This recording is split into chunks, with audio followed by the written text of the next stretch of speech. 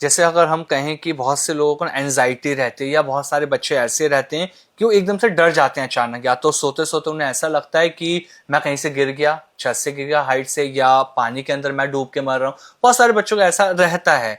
तो क्या हम आकाशिक रीडिंग से भी इसका कारण पता चल सकता है हमको? बिल्कुल पता चल सकता है, बिकॉज जो हमारी सोल की फियर लेकर आई है, क्यों लेकर आई है, मुझसे ऐसे मैंने बहुत सारी रीडिंग्स में देखा कि लोग डूब के मरे, या लोगों को क्लस्ट्रोफोबिया, जैसे कि वो अकेले नेवी पे थे, नेवी की शिप में थे, तो अकेले रह गए, घुट के मर गए। तो वो सारी चीजें ना हमारी सोल इस लाइफ टाइम में भी कई बार कैरी करती है। मैंने जो आपको बताया ना कि प्रारब्ध कर्मा जो हम चूज करके लाते हैं, तो वो चीजें हम चूज करके लाते हैं, वो हमारी लाइफ के पैटर्न्स होते हैं। तो हमारी लाइफ में ना हमें इन्हीं पैटर्न को ब्रेक करना होता है, हमें इन्हीं फियर्स को ओवरकम करना पड़ता है।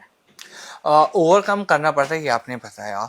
लेकिन जो ये पॉडकास्ट लोग अभी देख रहे होंगे, बहुत सारे लोगों के जहन में ये भी आ सकता है कि आकाशिक रीडिंग की बात कर रहे हैं, बता रहे हैं कैसे होती है।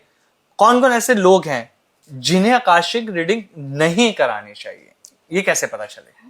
ठीक है, सो ऐसे कौन से लोग हैं जिनको आकाशिक रीडिंग मैं प्रेफर नहीं करूंगी जो कराए? सबसे पहले जो डिप्रेशन से गुजर रहे हैं। अच्छा। बिकॉज क्या है, डिप्रेशन में उनको मेडिकल हेल्प चाहिए ही चाहिए। आज मैं उनकी हीलिंग करूं, आज मैं उनको प्रॉब्लम बताऊं, उनको नहीं समझ आएगा, क्योंकि उनका वो मेंटल स्टेट अभी नहीं है उस तरीके का कि वो समझ पाए। दूसरा, जो ड्रग एडिक्ट्स या कंप्लीट एल्कोहलिक है, उनका भी जो माइंड का स्टेबिलिटी है ना, वो नहीं रहता। जिन लोगों को बाइपोलर डिसऑर्डर्स है, मतलब जो लोग कहीं ना कहीं अपनी सेंसेस में नहीं हैं, उन लोगों के लिए हम स्ट्रिक्ट मना करते हैं कि मत कराओ, आप ही के लिए बेटर रहेगा।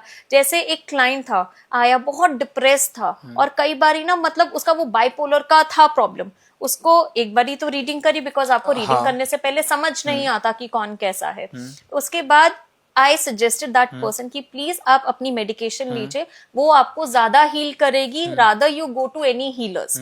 उसके बाद क्या हुआ, after some time I got to know that person committed suicide. So इन लोगों को क्या होता है, medical help is much much much required.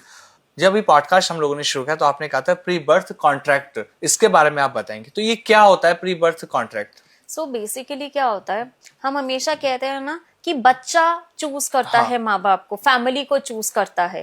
तो यही होता है कि जो हमारी सोल होती है ना, जब वो इस जन्म में आने वाली होती है, जन्म लेने वाली होती है, तो वो अपनी सोल फैमिली को चूज करती है कि ये मेरे पेरेंट्स होंगे, ये मेरे सिबलिंग्स होंगे, ये मेरे ब्रदर सिस्टर होंगे। तो वो एक अपनी सोल फैमिली क्या होती है कि जो आपकी मल्टीपल लाइफ में जो लोग आपकी लाइफ में आए, जिनके साथ आपका कार्मिक डेट रह गया है, कुछ सीखना चाहते हो, किसी को कुछ देना चाहते हो, तो ये लोग आपकी लाइफ में आते हैं and you choose. So this is the pre birth contract जो हमारी सोल लेकर आती है। तो जैसे आपके मन में आता होगा, क्यों मैं इंडिया में पैदा हुआ, क्यों मैं इस जगह पैदा हुआ। कोई कहता है कि मैं इस फैमिली में, किसी को अपने फादर के साथ बड़े इश्यूज होते हैं कि फादर बहुत कंट्रोलिंग है। बिकॉज जो सोल होती है ना, वो एक कॉन्ट्रैक्ट लेकर आती है अदर पर्सन से कि ये बार बार ही मुझे पोक करेंगे या मुझे उस चीज के लिए मजबूर करेंगे जिससे मैं इवॉल्व होऊंगा। जो मेरी कमी रह गई है वो चीजें आगे बढ़ेंगी, और जो हमारा कार्मिक डेट रह गया है वो चीजें फुलफिल होंगी। Thanks for watching. Don't forget to like, subscribe and click the bell icon to stay updated on all our new videos. See you next time.